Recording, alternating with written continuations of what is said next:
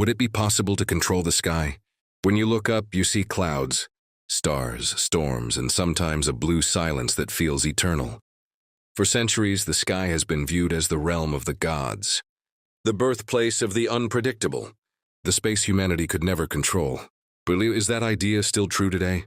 Now, every time you turn on the TV, read the news, or scroll your phone, everything seems to point to one single term: climate change. The phrase of the century, the global ghost. The argument used to justify everything from energy crises to economic shifts. But what if this name, so repeated, so convenient, is just a curtain, a modern label for a phenomenon that for decades, many insist on calling something else: climate manipulation. The channel Saya Matrix investigated these possibilities, examined the pieces of this puzzle, and asks you a simple, unsettling question. What if, after all, every major breakthrough started with a question too absurd to be asked? And at the center of this investigation, one acronym appears like a ghost that never disappears: HAARP. Stay until the end of this video and draw your own conclusions. And make sure to subscribe to the channel. The antennas are there. The program exists. The research exists. And for some, it may be more active than ever. What does that mean? What can actually be done with high-frequency waves fired directly into the ionosphere? And why, after so many years, is this subject surrounded by silence rather than clarity? Today, you're going to hear a narrative that doesn't try to convince, only to awaken critical thinking. Because maybe the real question isn't whether the climate can be manipulated, but who would benefit from doing so, and why. Humanity has tried to control the weather before. Most people believe climate manipulation is a modern invention, born from conspiracy theories. But the historical truth is more uncomfortable. The idea of controlling the weather is old, declared, and documented. Since the 1940s, several military powers have studied the use of climate as a strategic instrument. During the Cold War, the United States and the Soviet Union heavily invested in meteorological programs, officially for atmospheric understanding, unofficially for something much larger. Declassified documents reveal attempts to provoke artificial rain, disperse clouds, interfere with storms, and even manipulate cyclone routes. None of this was science fiction. It was military research. In fact, in 1977, the UN signed the ENMOD Treaty, which prohibits the military use of environmental modification techniques. And here comes the spark-igniting question. Why prohibit something if that something didn't exist? If a global treaty had to be created to stop countries from using weather as a weapon, then someone was already trying, and perhaps someone had already succeeded. Weather as a weapon is perfect. It leaves no fingerprints, impacts entire populations, destroys crops, destabilizes economies, and can be used without anyone knowing who pressed the button. Too much rain? Nature's fault. Too little rain? Nature again. Extreme cold? Global warming. Extreme heat? Also global warming. It becomes very easy to hide human intentions behind a force everyone believes is untouchable. This historical context is essential to understand. It's why programs like HAARP spark such curiosity, and why questions about them cause discomfort. This is not about denying climate science. It's about acknowledging that military science has never hesitated to go far beyond what is publicly announced. Climate manipulation may not explain everything, but ignoring that it has been researched for over half a century is, at the very least, naive. So see, what if what we call climate change is just a convenient label covering deeper layers of interests and manipulations? But what exactly is HAARP? The High-Frequency Active Auroral Research Program was officially born as a scientific project to study the ionosphere. Located in Alaska, the complex consists of hundreds of antennas capable of sending high-frequency waves into the upper atmosphere. The formal explanation says the goal is to study how these waves interact with charged particles to improve military and civilian communication. Nothing strange so far, but it's the scale, the power, and the technology that spark questions. HAARP can heat large regions of the ionosphere to extremely high temperatures, creating plasma bubbles and altering the behavior of particles in an area directly connected to climate and electromagnetic propagation. Independent scientists have already warned, anything capable of altering the ionosphere can, theoretically influence weather systems. And when this type of research sits in military hands, transparency is not the rule. Officially, HAARP was deactivated in 2014, then transferred to a university for academic purposes. But sensors, publications, monitoring data, and researcher reports indicate the infrastructure remained active, and that some recent tests show activity peaks higher than before. So, why does a closed program still receive investments? Why generate high-power waves at very specific times? Why are military structures still tied to its operation? Questions are not accusations. They are doors. And here there are many doors. HAARP may be nothing more than an advanced atmospheric lab. Or it may be part of something much bigger, involving layers of state secrecy, military interests, corporate contracts, and perhaps a human ambition as old as civilization, to dominate the forces of nature. What could be done by altering the electrical panel of the sky? Imagine the sky as a vast, interconnected network. Jet streams, pressure, humidity, magnetic fields, solar variation, electrical charge. Now imagine the ionosphere as the electrical panel of this system, the layer regulating much of the energy flow between Earth and space.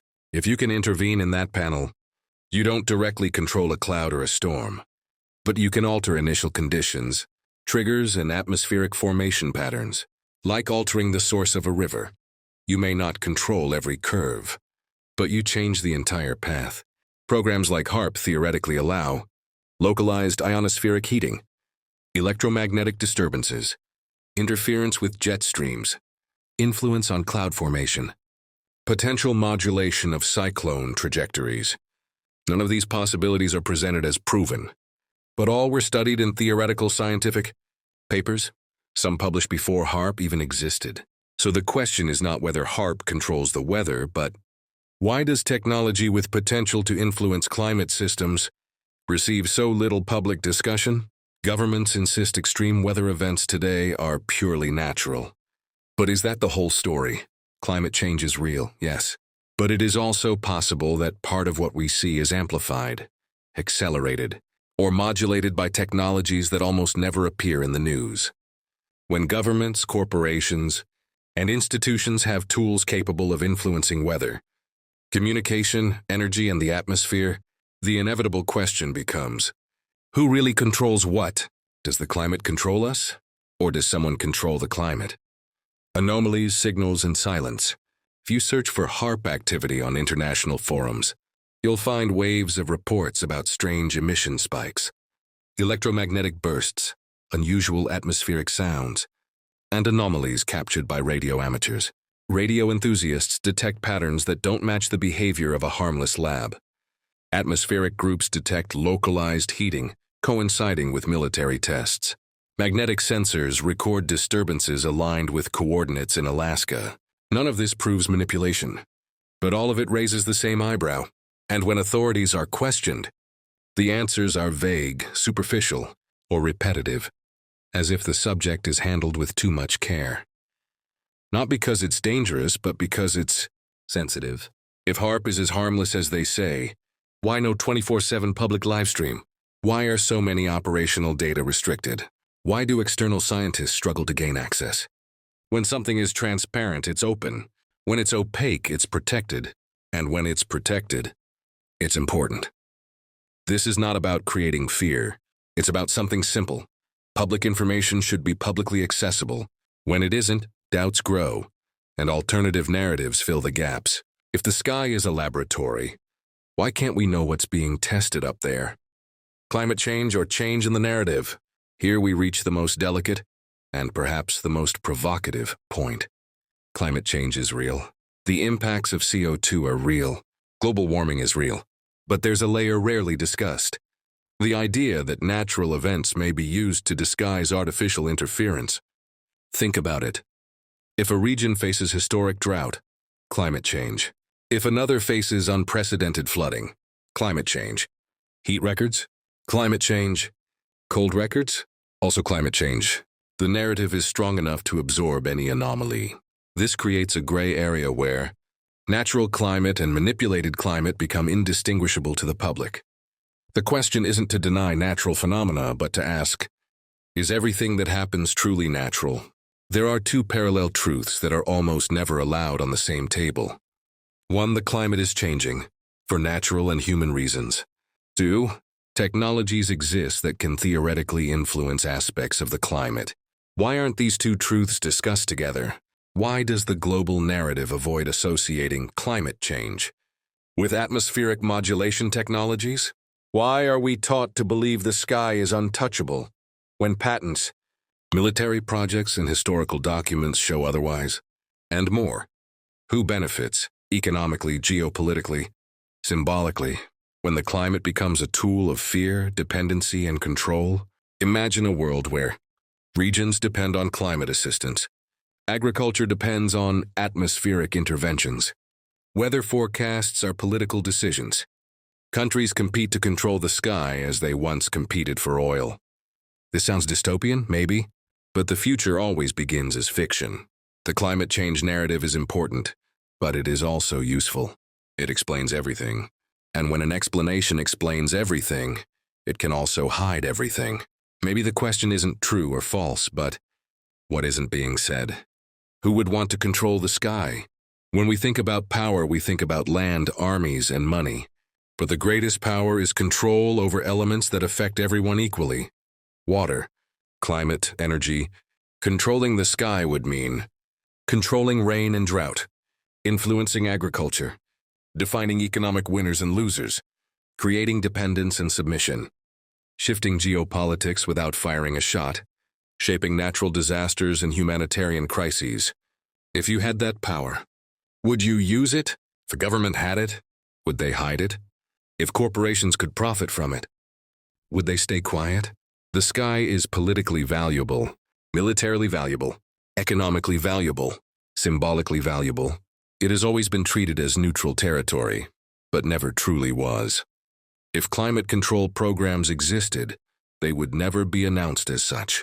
They would be hidden behind atmospheric research, ionospheric studies, communication improvements, harmless scientific tests, and protected by classified documents, agreements, and contracts that never reach the public.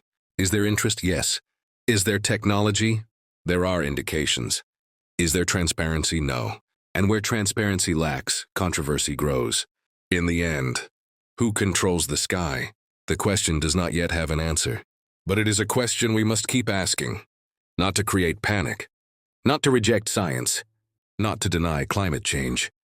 But to remember that information does not always reach the public at the same speed it reaches centers of power. The sky may be a natural field or an experimental one. And perhaps the truth lies in both.